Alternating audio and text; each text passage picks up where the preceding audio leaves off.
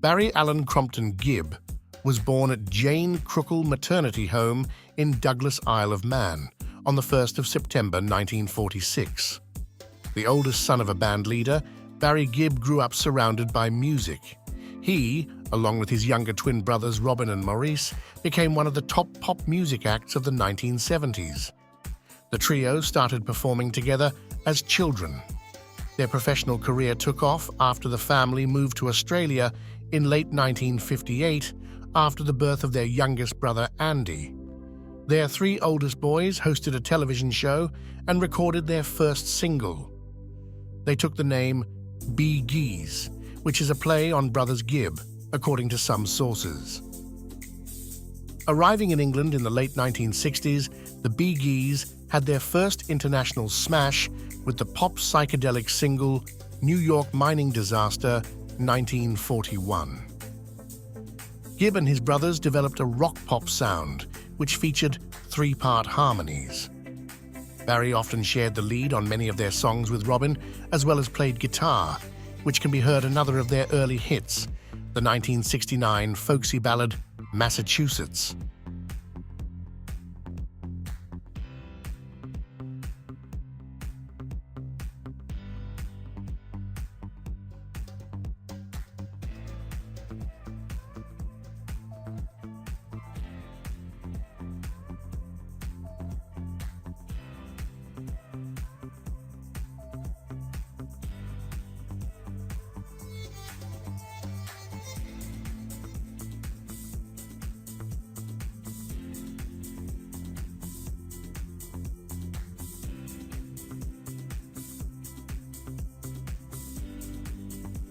After their initial fame faded, the Bee Gees reinvented themselves in the mid-1970s with tremendous results.